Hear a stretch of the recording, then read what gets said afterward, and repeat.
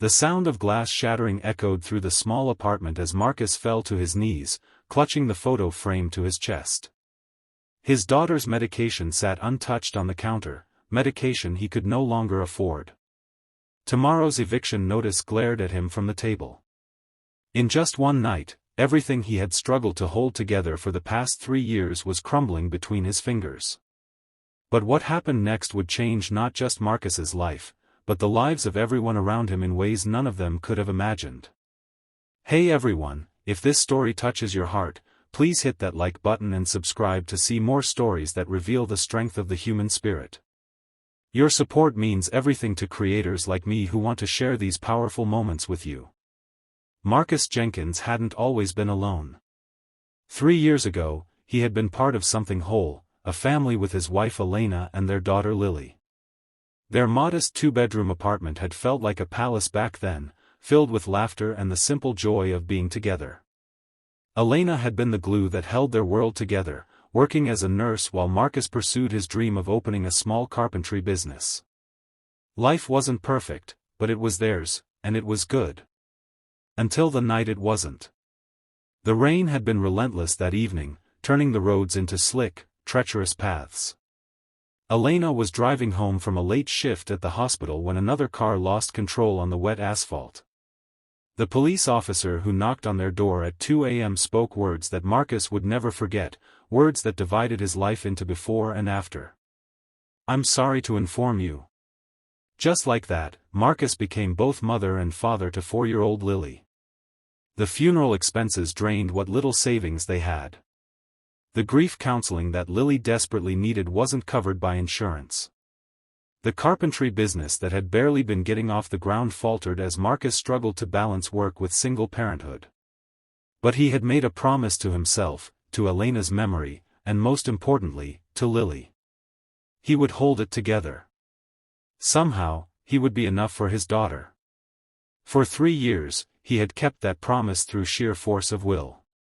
He worked whatever jobs he could find that allowed him to be home when Lily returned from school. He learned to braid hair by watching YouTube tutorials. He memorized the names of Lily's stuffed animals and the complex mythology she had created for them. He became expert at stretching groceries to last until the next paycheck and at hiding his own hunger when there wasn't quite enough for both of them. What he couldn't hide was Lily's asthma. The condition that had been manageable when Elena was alive, when they had decent health insurance through her job, had become increasingly severe. The inhaler that Lily needed cost more each month, and the specialist appointments were luxuries they couldn't afford. Marcus had been cutting corners everywhere else, but Lily's health was the one area where he refused to compromise. Until now, when he had no choice. The glass from the broken picture frame glittered on the floor like the tears he couldn't hold back. The photo showed the 3 of them, Marcus, Elena, and baby Lily, at the beach, their last vacation together. Elena's smile was radiant, her dark curls blowing in the ocean breeze. She would have known what to do now. She always knew what to do. Marcus didn't. The eviction notice had come that morning. 2 months behind on rent, with no realistic way to catch up. His latest carpentry job had fallen through when the client decided to go with a cheaper option. The temp agency hadn't called in weeks. And now, the pharmacist had explained with practiced sympathy that without insurance, Lily's new prescription would cost $347, money that simply didn't exist in their world. "Daddy? What was that noise?" Lily stood in the doorway of her bedroom, rubbing sleep from her eyes. At 7 years old, she was small for her age, with Elena's dark curls and Marcus's solemn gray eyes. She clutched her favorite stuffed elephant, Trunk, the one Elena had given her on her last birthday. Marcus quickly wiped his eyes and forced a smile. "Just dropped something, Lillipad. Go back to sleep, it's late." But Lily, with the perceptiveness that children often possess, crossed the room and placed her small hand on her father's shoulder. "Are you crying because of the money again?" The simplicity of the question broke something in Marcus. How many times had she heard him on the phone, pleading with landlords, bill collectors, and pharmacy benefits managers? How much of his stress had seeped into her young life, despite his best efforts to shield her? "No, sweetheart," he lied, gathering the broken glass carefully. "I'm just tired. Tomorrow will be better." "Promise?" she asked, her voice small but hopeful. Marcus hesitated. He had never lied to Lily about important things. He had explained death to her when Elena passed, had been honest about why they couldn't afford the same things as her friends at school. But how could he tell her that tomorrow they might not have a home? That her medicine, the thing that helped her breathe when the asthma tightened her chest, was now beyond their reach? "I promise I'll try my best," he said finally, the most honest answer he could give. Lily nodded, accepting this as she had accepted so many difficult truths in her young life. "Can I help you clean up?" "No, this is glass. I don't want you to get hurt. Go back to bed, and I'll come tuck you in again in a minute." After Lily had padded back to her room, Marcus finished cleaning up the broken frame. He salvaged the photo, running his finger gently over Elena's face. "I'm sorry," he whispered. "I'm trying, but I don't know if I can do this anymore." The silence of the apartment offered no answers. The next morning dawned gray and cold, matching Marcus's mood. He went through the motions of their routine, making Lily's breakfast, helping her pick out clothes, checking her backpack for homework. He walked her to the bus stop, waving until the yellow vehicle disappeared around the corner. Then he returned to the apartment and stared at the eviction notice again, as if the words might have changed overnight. They hadn't. 72 hours to pay or vacate. Marcus picked up his phone and scrolled through his contacts. There weren't many people left to call. Most friends had drifted away after Elena's death, uncomfortable with his grief or tired of his inability to socialize. His parents lived across the country and were barely making ends meet themselves. Elena's mother had passed years ago, and her father had never approved of Marcus, blaming him for taking Elena away from a promising medical career to support his hobby, carpentry business. There was one name he hadn't tried yet, David Chen, his former boss at the furniture store where Marcus had worked before trying to start his own business.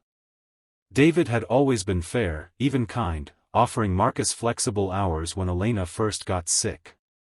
They hadn't spoken in over a year, not since Marcus had quit to take a higher-paying construction job that had lasted all of 3 months before the project lost funding.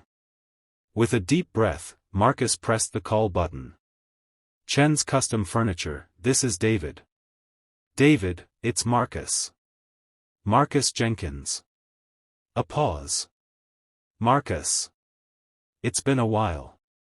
How are you? How's Lily?" The genuine warmth in David's voice nearly undid Marcus's composure. "We're managing. Listen, I'm calling because I'm in a tough spot right now, and I was wondering if you might have any work available." "Anything at all?" Another pause, longer this time. "Actually, I might. One of my finishers just gave notice yesterday. It's not full-time, maybe 25 hours a week, but it's something. When can you come in?" Relief flooded through Marcus. "Today? Now?" David chuckled. "Sure, come by this afternoon. We can talk details." After hanging up, Marcus allowed himself a moment of hope. It wasn't enough to solve all their problems, not even close, but it was something. A start. Maybe he could negotiate in advance, enough to cover Lily's prescription at least. The apartment buzzer interrupted his thoughts. Marcus frowned. They rarely had visitors, and he wasn't expecting anyone. When he opened the door, he found himself face to face with a woman in a crisp pantsuit, holding a clipboard. "Mr. Jenkins? I'm Vanessa Torres from Child Protective Services. We received a call from Lily's school expressing concern about her welfare. May I come in?" Marcus felt the floor tilt beneath him. CPS. The 3 letters that struck fear into the heart of every struggling parent. He had heard the stories: children taken from homes due to poverty, families separated because they couldn't afford proper housing or medical care. Of course, he managed, stepping aside. His mind raced, trying to understand what could have prompted this visit. Had Lily said something at school? Had someone noticed the worn state of her clothes, or the times when her inhaler had run out before they could afford a refill? Ms. Torres's eyes scanned the apartment, taking in the sparse furnishings, the water stain on the ceiling that the landlord had promised to fix months ago, the stack of past-due notices on the counter that Marcus hadn't had time to hide. "Mr. Jenkins, I understand you've been Lily's sole caregiver since your wife passed away 3 years ago, is that correct?" "Yes," Marcus said, remaining standing even though Ms. Torres had taken a seat at their small kitchen table. "I've done everything I can to give her a good life." "I'm sure you have," Ms. Torres said, her tone professional but not unkind. However, Lily's teacher reported that she's been increasingly anxious at school, mentioning concerns about where she and her daddy will live and whether she'll be able to breathe without her medicine. She had a minor asthma attack yesterday, and the school nurse noted that her rescue inhaler was empty. Marcus closed his eyes briefly. "I'm getting her prescription filled today," he said, the lie bitter on his tongue. "And we're not going to be homeless.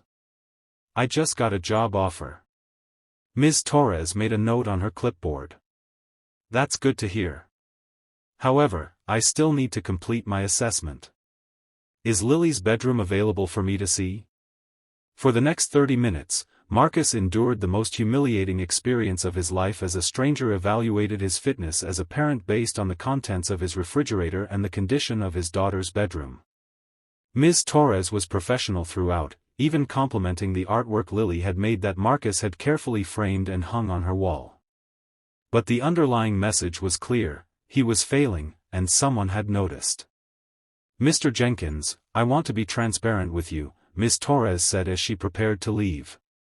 "I don't see evidence of abuse or willful neglect here. What I see is a father doing his best in difficult circumstances.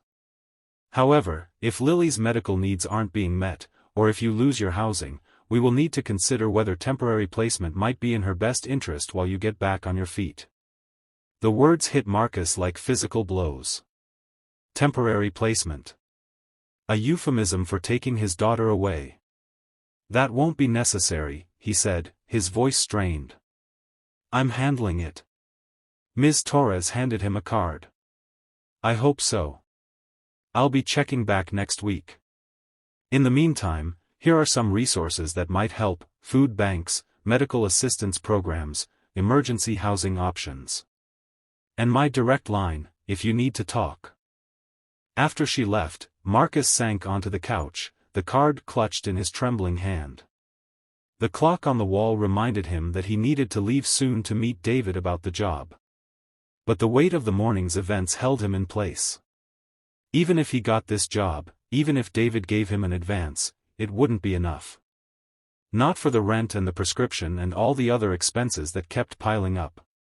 For the first time, Marcus allowed himself to consider the unthinkable, that Lily might be better off without him, at least temporarily. In foster care, she would have health insurance. She would have her medication. She wouldn't have to worry about eviction notices or empty refrigerators. The thought was like acid, burning through his chest. No. He couldn't give up. Not yet. With renewed determination, Marcus stood and grabbed his jacket. He would take the job with David.